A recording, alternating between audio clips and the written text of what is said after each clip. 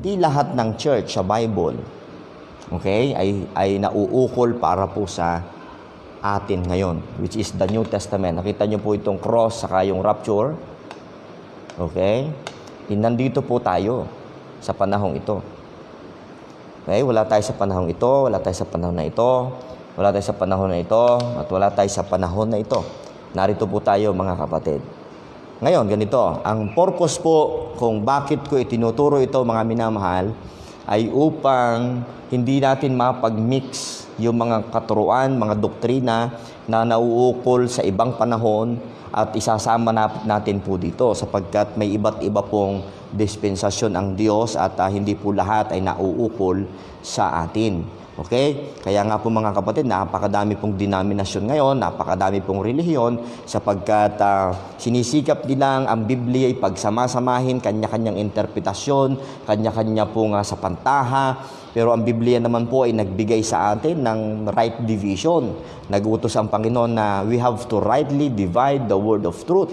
Kaya nga nasabi ko sa inyo nakaraan, mga minamahal, ang very obvious na division ng Bible ay ito pong ito yung kilala, pero hindi ito po yung hindi po ito yung pangunahing division ng Bible. Yung pong tinatawag ko ay ang New Testament, ay Old Testament at saka po ang New Testament. Okay? So alam po natin na marami pong mga katuruan at mga practices sa lumang tipan na inutos sa mga Hudyo na hindi natin pwedeng i-apply sa panahong ito. Ano po? Okay, napakadami po noon, especially yung pag-aalay po ng mga hayop na susunugin, pagbububo ng dugo at mga civil law, amen, mga ceremonial law ng mga Hudyo. Hindi po pwedeng ipasok sa atin ngayon. And even the Sabbath day, no, sa mga Sabadista, no po, hanggang ngayon minimix pa nila yan dito.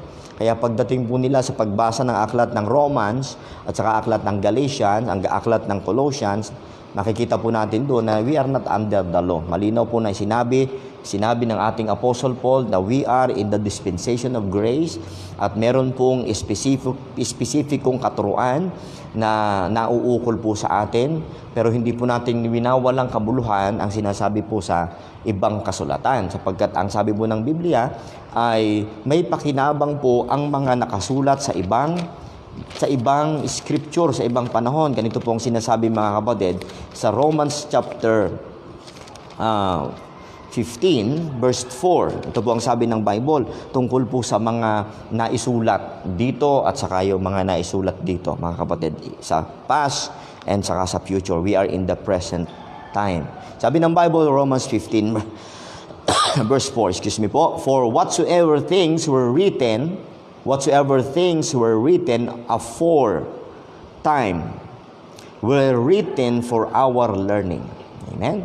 So lahat daw po ng naisulat nung unang panahon ay naisulat for our learning. Ang tinutukoy ng Apostol Pablo rito ay yung mga kasulatan sa Old Testament. Okay po? Sabi niya, that we through patience and comfort of the Scripture might have hope. Amen? So sa magitan ng Biblia, yung hope natin ma-establish, mga kapatid, at tatatag. Okay, so mag-umpisa na po tayo sa oras ito, mga minamahal. Okay, sa bilang ating introduction, yung salitang church, mga kapatid, every time na makita niyo yung salitang church, kahit hindi kayo tumingin sa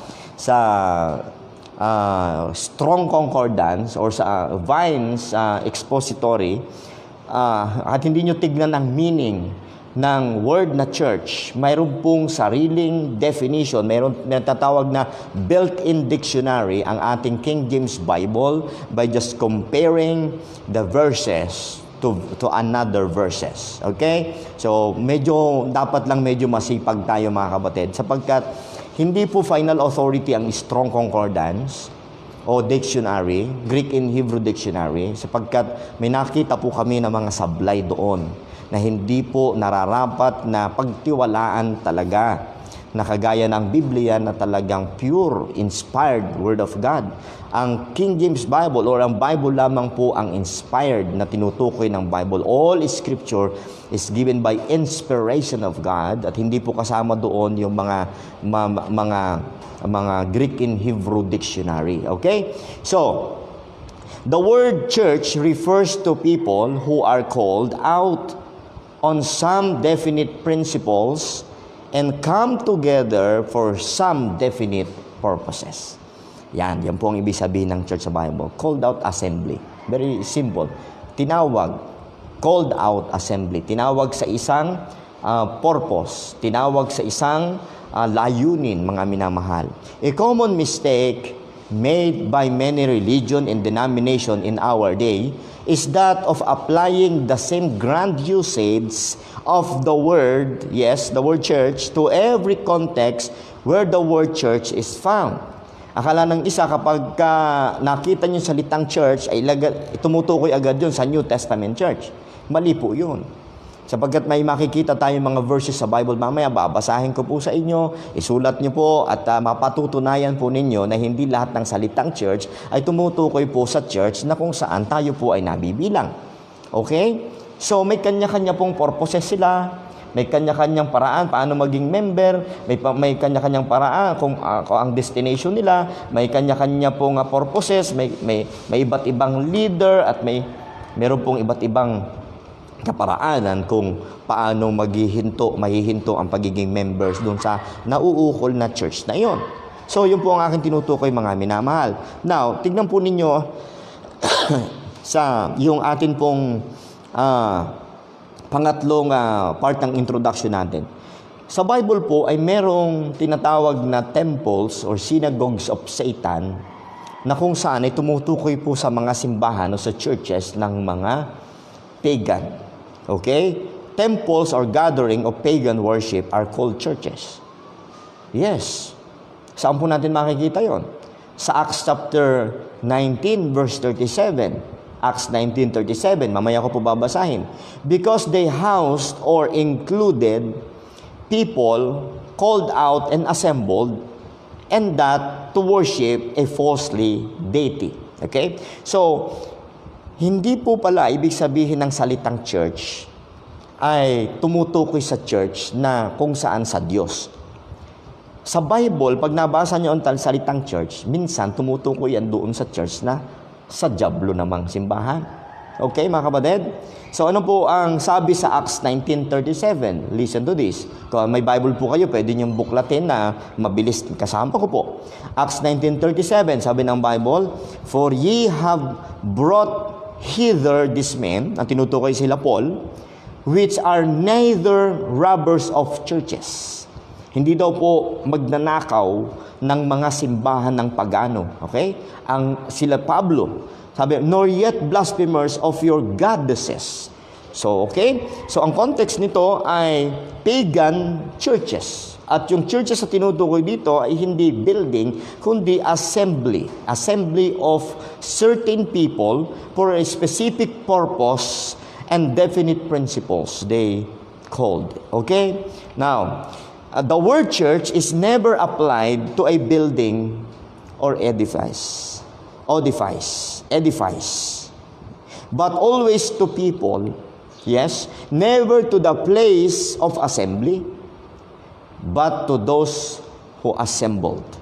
Not to the place of worship, but to the worshipers. Okay, linawin po natin. Ang church sa Bible, every time na matukoy ang salitang church sa ating Bible, hindi po siya tumutukoy, mga kapatid, sa building.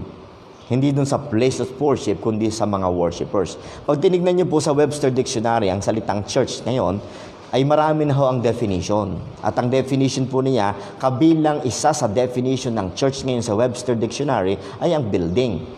Okay? Pero hindi po sa Bible. Sa Biblia, every time na mabasa nyo ang salitang church or churches, tumutukoy po yun sa isang pagtitipon ng mga tao. Okay?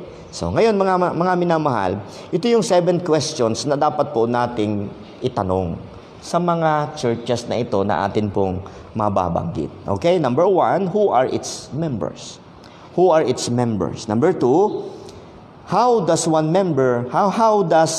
become a member? Paano ang pamamaraan ng pagiging member?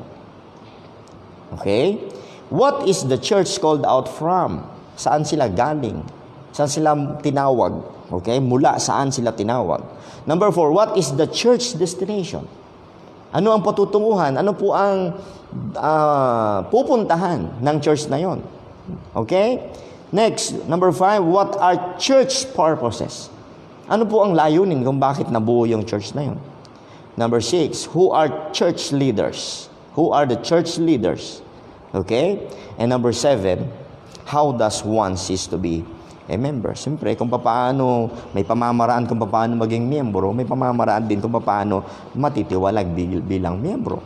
So, yun po yung mga minamahalan dapat nating makita. So, number 1, pumunta po tayo sa number 1. At ito po mga kapatid, ang pwede ko lang masabi sa inyo ngayon, ang maituro ko ngayon ay number 1 lamang po talaga.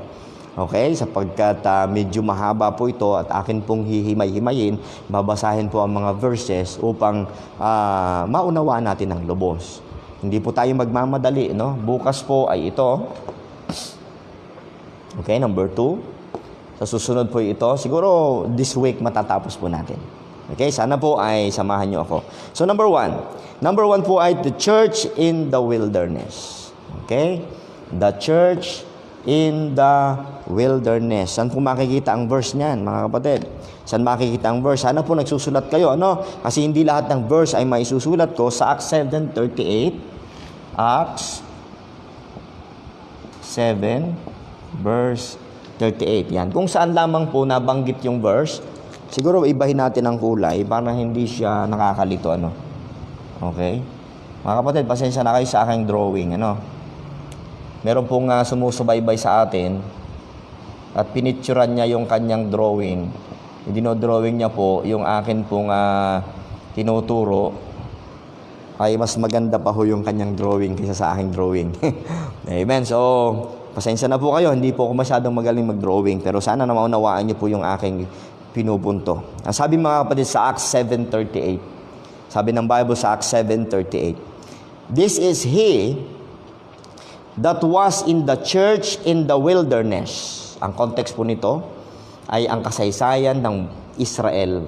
Ang buong Acts 7 ay kasaysayan po ng House of Israel na pinapaliwanag, na pinipreach ni Stephen bago siya mamatay, abatuhin hanggang sa mamatay. So this is He, ang tinutukoy niya si Moses, that was in the church in the wilderness. So malinaw, merong church sa wilderness. With the angel which spake to him in the Mount Sinai, okay, and with our fathers, Jewish fathers, the Israelites, who received the lively oracles to give unto us. So, ang kausap kasi dito ni Stephen ay mga Hudyo. Okay? So, mga kapatid, so, nakita niyo yung verse, ano po? Maliwanag yung church na yan ay hindi po yung church sa New Testament.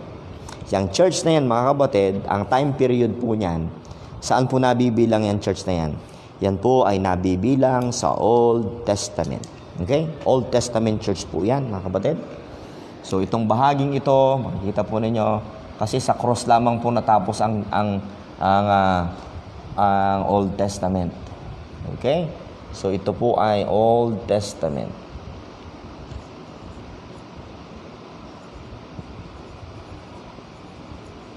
Testament. Okay? So, Old Testament po yan, mga kapatid. At maging po ang pagkapanganakan ng Panginoong Jesucristo at pagdating po ni John the Baptist, mga kapatid. Kung inyo pong tunay na sisiyasatin ang Bible, hindi pa po New Testament nung si Kristo po'y isilang. Ang New Testament po ay nagsimula lang po. Nagtapos lang ho ang Old Testament, nagsimula lang po ang bagong tipan doon sa cross. Doon nagtapos ang Old Testament sa cross at doon din nagsimula ang New Testament sa cross. Yun po ang katotohanan. Napakaraming verse, mga kapatid. Kaya ingat po tayo sa pagkuha ng mga verses dito para i-apply dito. Okay? So, mga minamahal, Old Testament po yan. So, number 1 question. Who are the members of this church? Who are the members of this church? Okay. Sino po? Letter A, all physical seed of Abraham the Jews. Letter A. Or all physical seed of Abraham, the Jews. So mga Hudyo po, mga kapatid, ang member sa church na yan. Wala pong Gentile member sa church na yan na kung saan ay tinatawag na stranger. Kung may stranger man po na sojourn sa kanila noon, sila po ay naging Hudyo na rin sa pamamagitan po ng pagpapasakop sa covenants ng Abrahamic covenants, which is mababasa po natin mamaya. Okay? This church was a Hebrew church. So, ang tawag po sa Israelites ay Jews. Tinatawag din silang Jews. Tinatawag din silang Hebrew people. At tinatawag din silang circumcision. Okay? So, every time, yung pong apat na yun ay magkakasing kahulugan. Tumutukoy po yun sa iisang grupo ng tao. Okay? Jews, Hebrews, circumcision, and Israelites, isa pong tao po yan. So sila ang members sa church in the wilderness. Membership, paano maging member sa kanila? Membership was under the covenant of circumcision. Okay? Under the covenant of circumcision. Ito po ang sabi sa Acts 7 verse 8. Acts 7 verse 8. Okay? Babasahin ko, Acts 7 verse 8. And he gave him the covenant of circumcision. And so Abraham begat Isaac, and circumcised him the 8th day. And Isaac begat Jacob, and Jacob begat the 12 patriarchs. Okay? So, ang membership po dito ay magpasakop, magpasailalim sa covenant of circumcision. Okay? So, kailan po ito mga kapatid nagsimula? Kailan ito nagsimula? From Abraham, okay, to John the Baptist. From Abraham to John the Baptist. So, alam po natin, ito po yung book of Genesis, yes? Okay? Andito si Adam.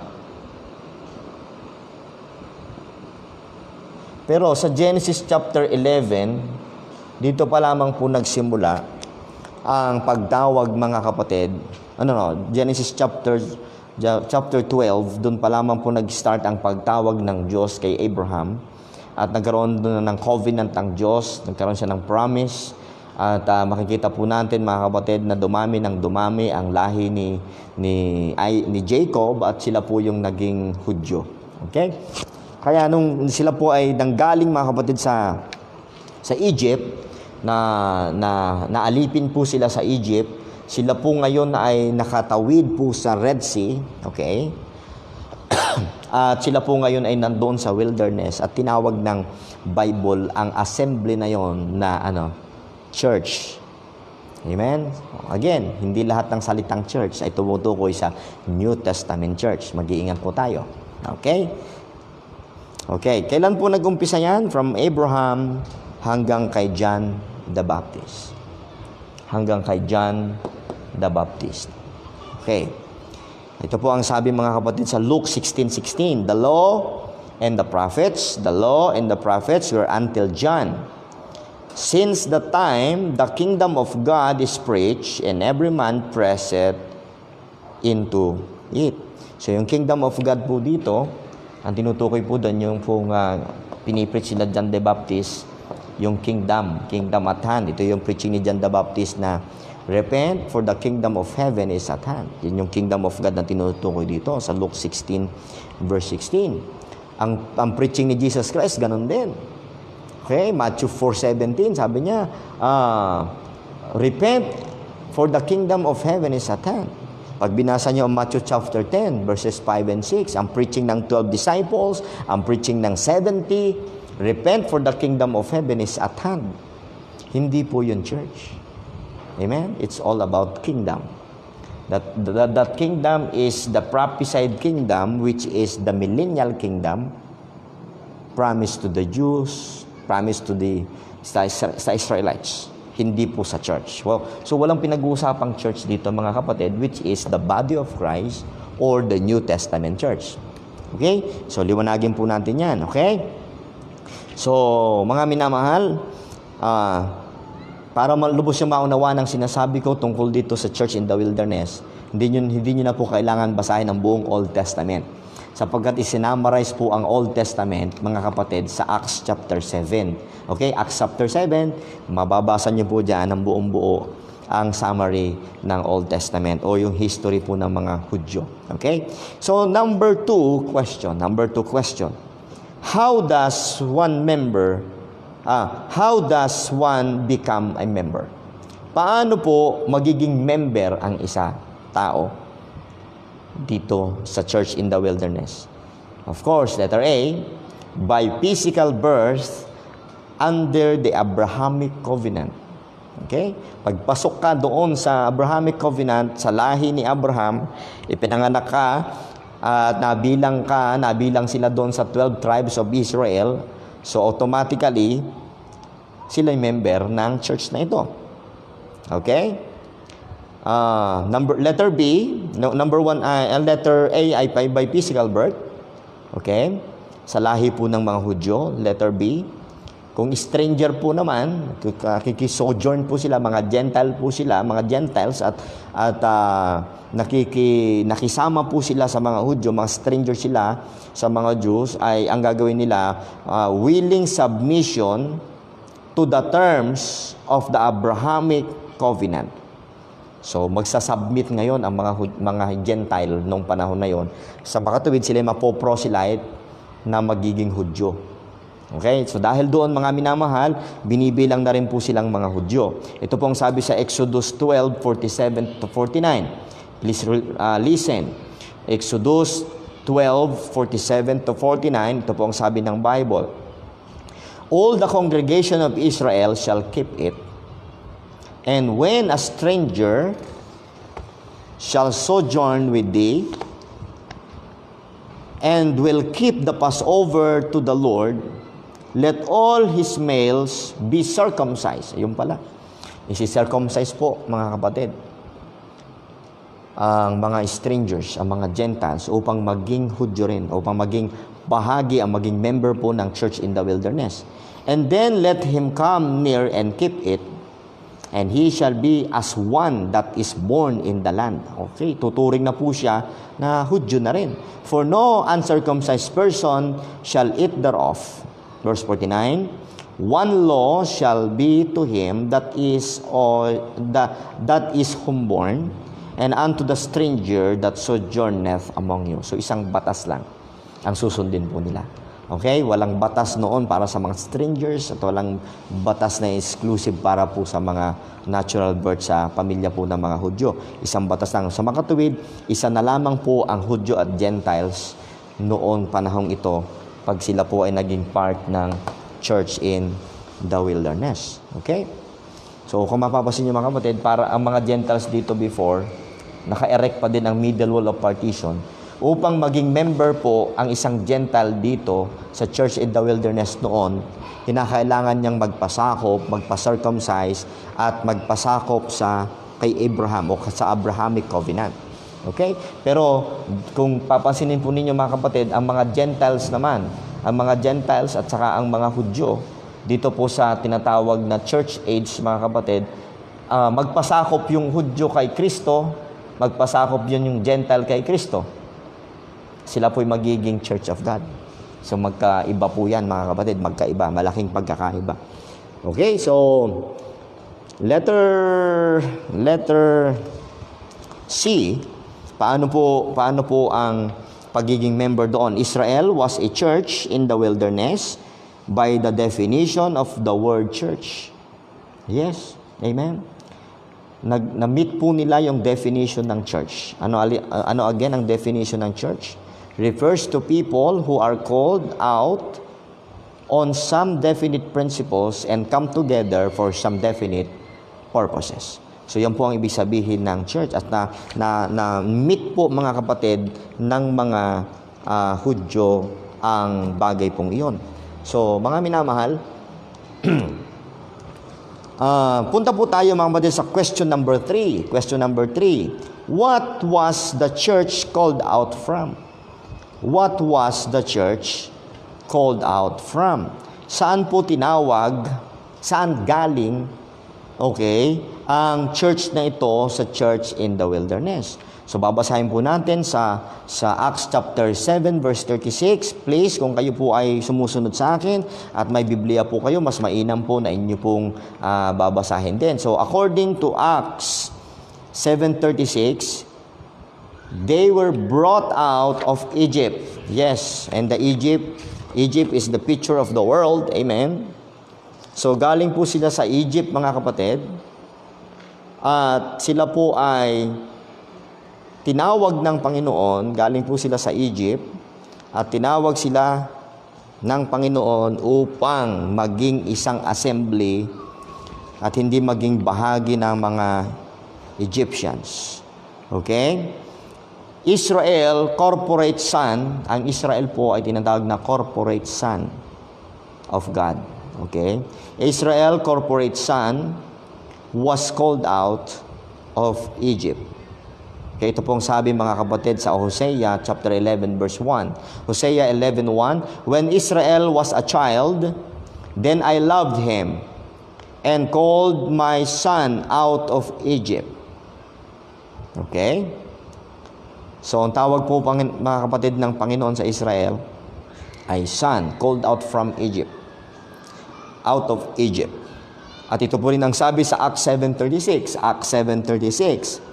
He brought them out after that he had showed wonders and signs in the land of Egypt and in the Red Sea and in the wilderness 40 years.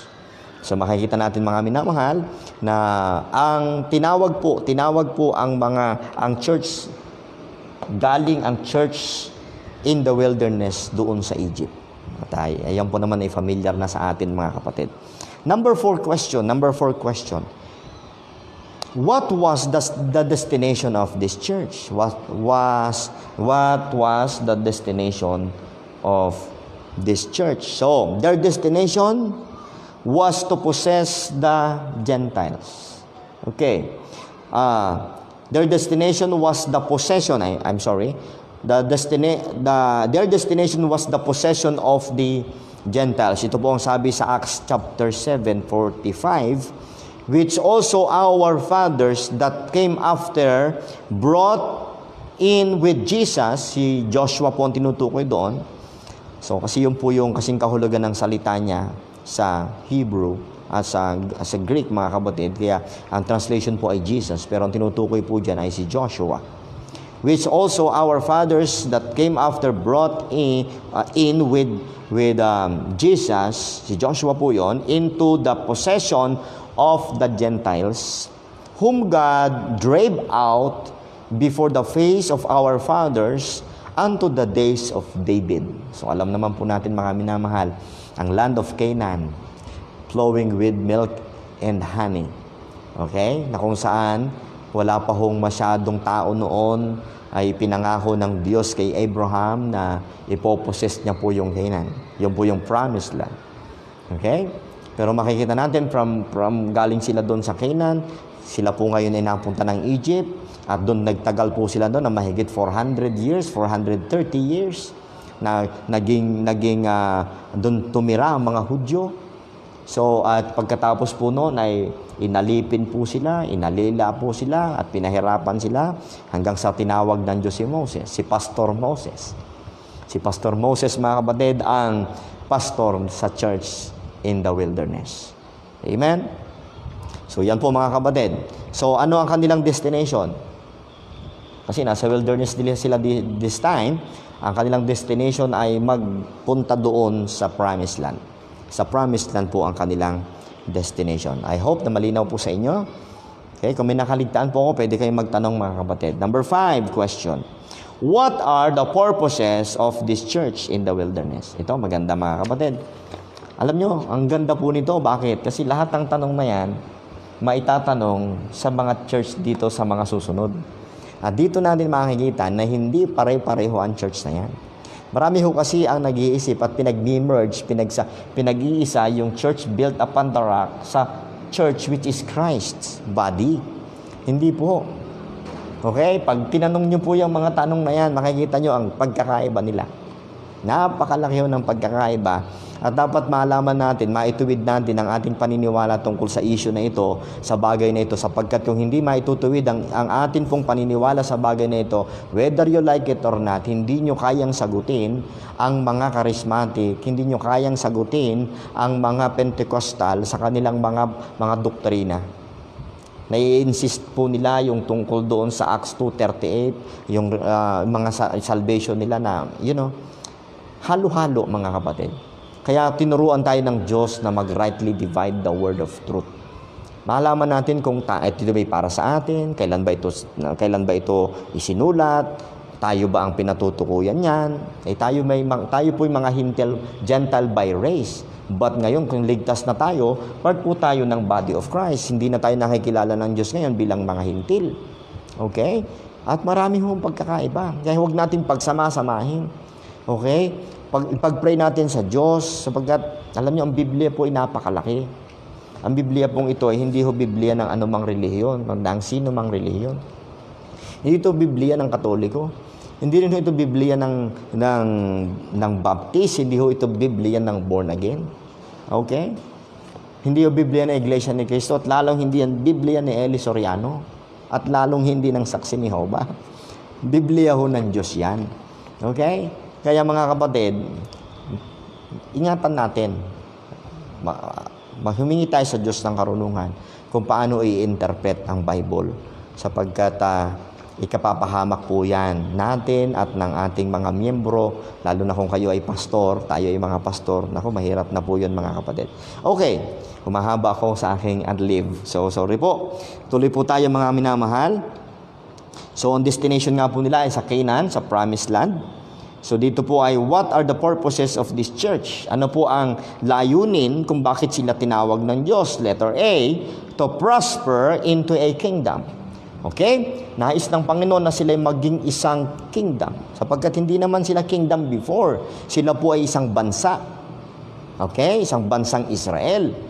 Hindi ho sila kingdom. Ayaw nga ng Panginoon na sila maging kingdom, sapagkat kingdom na pinamumunuan ng tao. Sapagkat ang gusto ng Panginoon ay siya na lang ang mamumuno sa kanila directly. Pero humiling sila ng king. At alam po naman natin na binigay ng Diyos ay si King. Ang gusto ng mga tao ay si King Saul. Amen.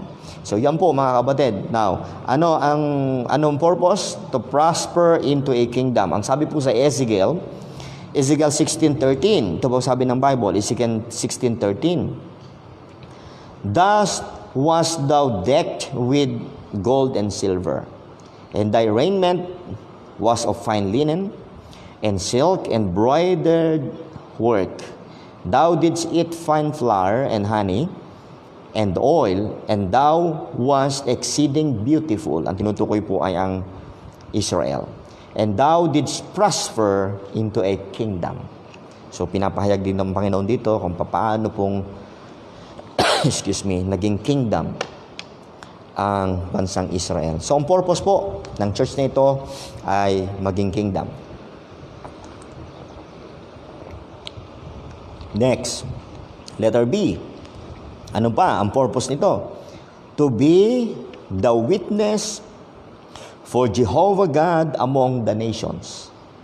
Upang maging patotoo, upang makilala ng buong mundo, ng lahat ng bansa, ang Diyos ng Israel. Ang Diyos ng Church of the Wilderness o Church in the Wilderness. Ito pong sabi mga kapatid sa Deuteronomy chapter 24. Deuteronomy chapter 24 Deuteronomy chapter 2 verse 24 hanggang 25. Deuteronomy chapter 2, kung nagbubuklat kayo ng Bible niyo, Deuteronomy chapter 2 verse 24 and 25. Ito pong sabi ng Bible. Rise ye up, take your journey, and pass over the river Arnon. Behold, I have given into thine hand Sihon the Amorite, king of Heshbon, and his hand. Begin to possess it, and contend with him in battle. Verse 25. This day will I begin to put the dread of thee and the fear of thee upon the nations. Okay? So yun ang purpose. maipakilala ng Diyos ang kanyang sarili sa pamamagitan ng church in the wilderness. And are under the whole heaven, who shall hear report of thee, and shall tremble and be in anguish because of thee. Makikita natin mga kapatid, kahit sa panahon ni Haring Solomon, makikita po natin kung gaano hinahangaan ng Diyos ng Israel. Kaya nangyari po, natupad po naman ang purpose ng Diyos sa church in the wilderness. Okay, letter C. Ano pa ang isang pang purpose nito mga minamahal? To fulfill the promises made to Abraham. To fulfill the promise to Abraham. Letter C. Purpose ng church in the wilderness. Anong sabi sa Exodus 19:5? Now therefore, sabi po rito, if ye will obey my voice indeed, and keep my covenant, then ye shall be a peculiar treasure unto me above all people, for all the earth is mine. Verse 6, ye shall be unto me a kingdom of priests and an holy nation. These are the words which thou shalt speak unto the children of Israel. So, siyempre, may promise po, may covenant ang Diyos kay Abraham. Ang purpose po ng church in the wilderness ay upang mangyari po yun. Pero nyo, hindi po sila aalis sa Egypt, mga kapatid, kung hindi po sila tatawagin ng Diyos from Egypt. At dadalhin po sila sa wilderness. Na kung saan dyan sa wilderness, dyan nabuo yung laws. Dyan nabuo yung mga ordinances ng mga Hudyo. Okay? Diyan sila nagkaroon ng leader. Amen. So mga minamahal, yun po yung purposes sa church in the wilderness. Number 6 question. Who were the leaders in this church? Who were the leaders in this church? Of course, makikita po natin mga kapatid, primarily, pinapangunahan po talaga ito ni Moses. Pero kagaya po ng mga simbahan din po natin ngayon, na kapag nawala po yung pastor, may papalit po. Kaya makikita nyo mga kapatid, sa aking mga babanggitin, ay sila po yung mga leaders. At hindi ko na po naisulat ang mga verses na ito, sapagkat very obvious naman mga kapatid, pag binasa nyo po ang Old Testament, mababasa nyo po mga kapatid kung sino ang nangunguna sa church na ito in the wilderness. So, kaya po ang aking mga nilista rito ay si Moses. Okay? Siya po yung pangunahin na leader ng church na ito. And si Aaron. Okay? Then ang mga heads of the family, ang mga husband and fathers, at tinatawag silang elders, mga kapatid. Okay? Elders of Israel. Sunod po ay the tribe of Levi. Ang tribe of Levi ay specifically leader sila for worship. Amen? To worship the God of Israel. Okay? Kaya nga po sa Old Testament mga kapatid, hindi po kasama sa pinamanahan ng lupa itong mga Levites sapagkat aasa po sila mga kapatid sa tithes and offering ng mga Hudyo. Okay? Kaya itong tithes and offering na to, pag pinag-aralan niyo mga kapatid, ang tithes and offering talaga ay instituted po dito. At iba ho ang paraan ng pagta-tithes dito. Kung nga-apply niyo po yan dito sa panahon ito mga kapatid, ay hindi niyo po kayang i-apply. Alam niyo kung bakit? Totally, dun sa kabuuan ng principle ng tithes, pwede. Okay? Sapagkat ang tithes and offering mga kapatid sa Old Testament ay hindi ho pera. Pag-aralan nyo na mabuti. Ang tithes and offering po sa Old Testament ay mga mga bunga ng kanilang mga ani, mga baka, mga hayop, sapagkat yun po yung pagkain. Kaya ang tawag ng Bible doon sa kanilang imbakan ni storehouse, kasi literal pong kamalig yun. Doon nila iniimbak yung mga mais, yung kanilang trigo, kasi yun ho ang pagkain ng mga Levites. Okay? So, napasadahan ko lang po ng kaunti yan. Okay, next. Sino pa? Si Joshua. Okay? Siyang kapalit ni Moses. And then, pagkatapos po ni Joshua, makikita nyo sa panahon, sa aklat ng Judges. Yan, napakadami na ho. Nang nawala na sila Joshua, yun, so pinalit ng Diyos yung mga judges. Sila po yung mga leaders. Sila po yung mga leaders, mga kapatid, ng church in the wilderness. Na kung saan, naabot naman nila yung destination nila. Nakarating naman sila sa Canaan. Kaya lang marami po doon, lahat po ng nandoon na ipinanganak. Galing po mga kapatid doon sa Egypt, ay namatay dyan po sa wilderness. Okay? So, nakapasok po doon sa Canaan ay bagong generation, even Moses.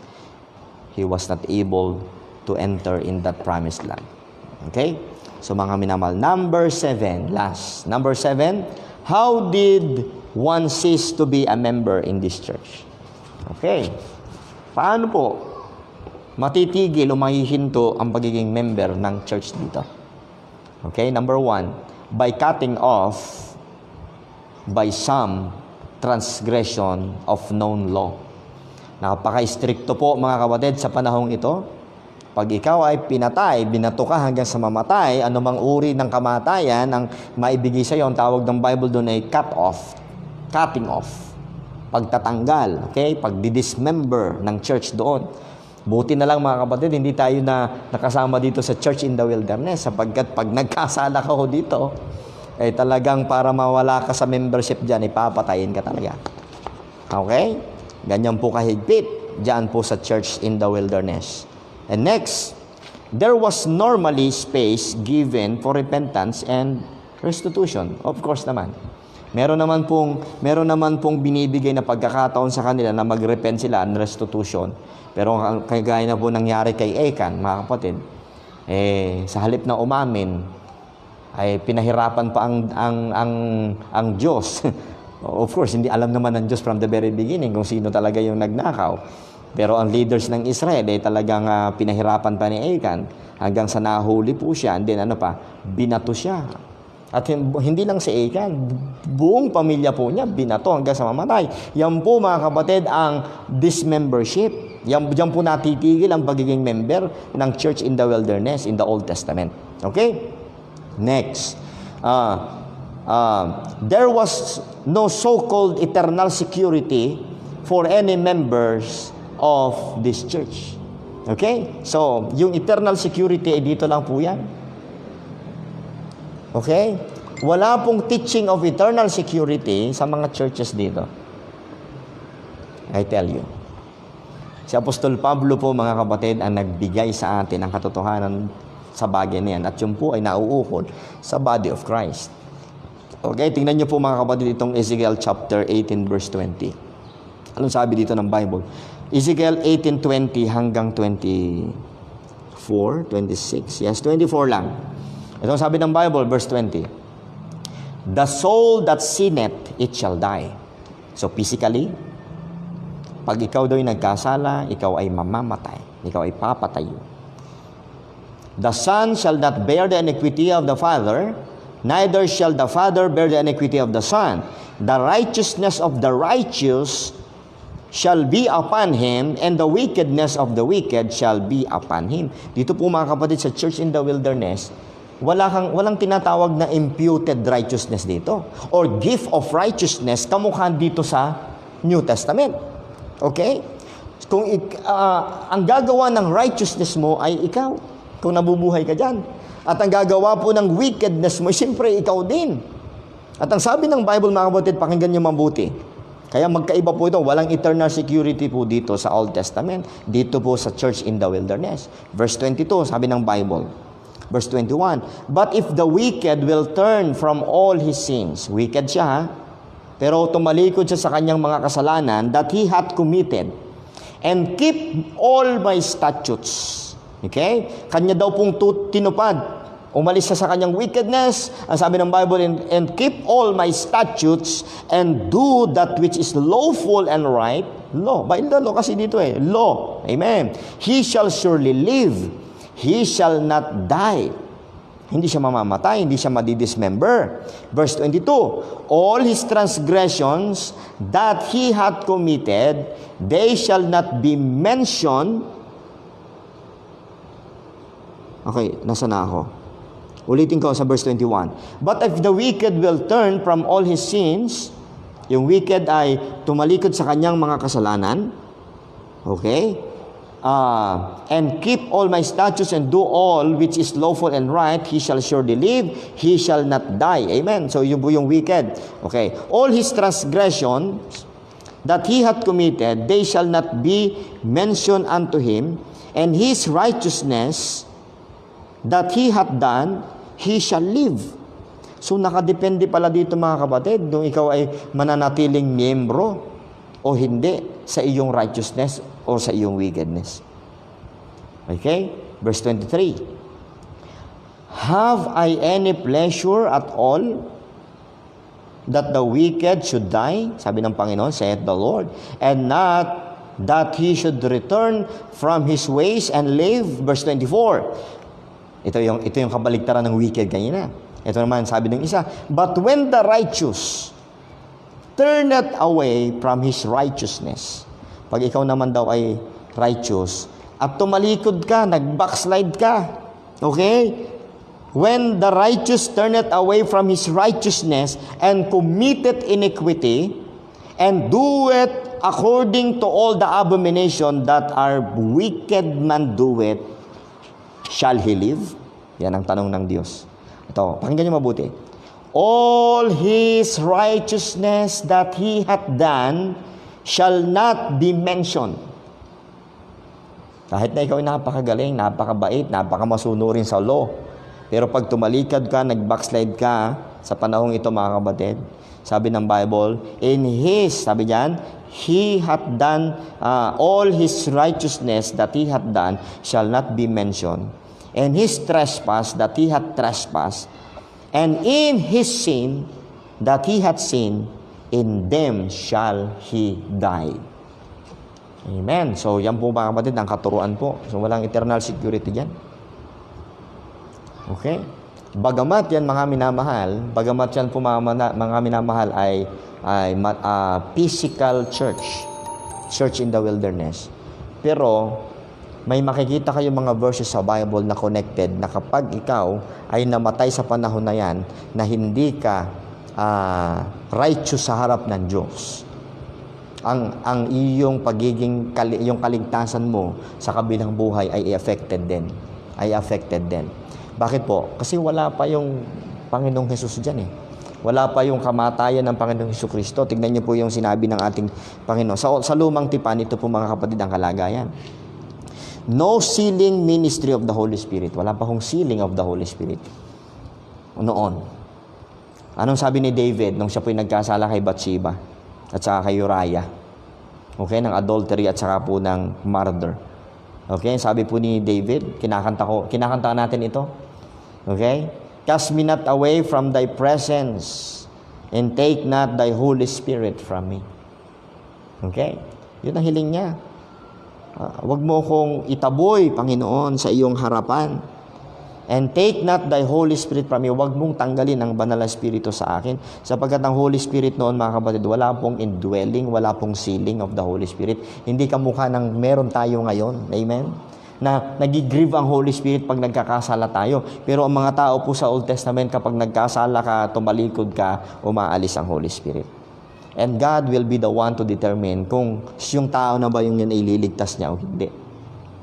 Basta ang pinag-uusapan nandito, wala pong malinaw na nakasulat sa Bible, sa Old Testament, na sila'y may eternal security.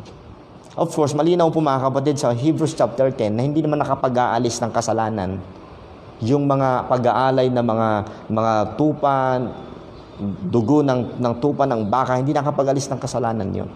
But may mga verses na nagsasabi sa panahon na ito mga kapatid, with regards to eternal security, kahit sumusunod ka doon sa pag-aalay na iyon mga kapatid, kung willingly tatalikuran mo ang Diyos at ang law ng Panginoon, you will be cut off sa church na ito in the wilderness, at the same time manganganib ka sa impyerno. Yes, walang eternal security sa Old Testament mga kapatid. Tingnan niyo po ang sabi dito sa ng Panginoong Hesukristo. Bago mamatay ang, tandaan niyo, excuse me, bago mamatay ang Panginoong Hesukristo, part pa ho yan ng Old Testament. Anong sabi ng Panginoong Hesukristo? John chapter 8 verse 21, sabi ng Panginoon, before siya mamatay dito part ito ng Old Testament, sabi niya, Then said Jesus again unto them, I go my way, and ye shall seek me, and shall die in your sins. Whither I go, ye cannot come. You see? Sabi, ito po yung mga doubters, ito po yung hindi sumasampalataya sa Panginoon, ito yung hindi naniniwala si Jesus Christ yung Messiah that time. Yun ang object of faith nila noon. Maniwala sila na si Kristo ang Messiah. Wala pa hong death, burial, and resurrection sila na object of faith noon. Magkaiba. Even the disciples, the 12 disciples, hindi ho naniniwala at ayaw nila na si Kristo'y mamatay. Alam niyo po yan. At nung sila po, nung hinuli na po si Jesus Christ, iniwanan po siya. Tinagapan ni Peter yung tainga nung isa sa mga sundalo. Okay? So, at maging mga kapatid, sa Resurrection Day ng Panginoon, pinagalitan ng Panginoong Hesukristo ang mga disciples sapagkat ang word na binanggit ay upbraided them because they didn't believe na siya po ay nabuhay muli mula sa kapatay. Kaya kung sasabihin ng sino man sa atin diyan, may nagsasabi na ang object ng faith sa Old Testament ay looking to the cross. At sa panahon natin ngayon ay looking backward, looking forward doon sa Old Testament. Ngayon ay looking backward. Maraming verse mga kapatid ang pwede nating maibigay na hindi yun totoo. You see that? Okay? So, ang mga tao sa lumang tipan, ito, pagka sila po'y na-cut off, natanggal po sila sa membership dito, nanganganib din sila na mapunta sa apoy ng impyerno.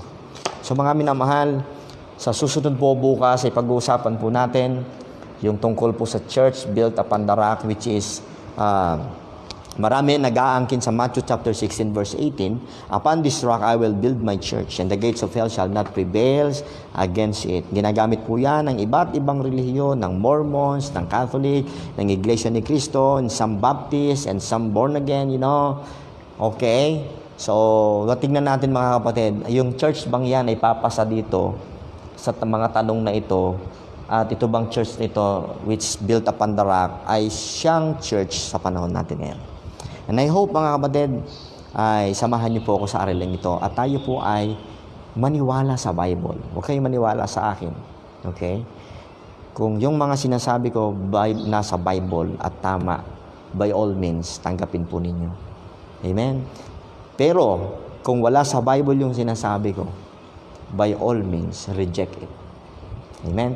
You are free. Amen? You are free. Malaya kang pumili. Pero parehas tayong may pananagutan at accountable sa Diyos kapag tayo ay namatay. Okay? So, naniniwala ko ito'y katotohanan kung kaya aking ibinabahagi. At ang sabi ng Bible, we can do nothing against the truth but for the truth.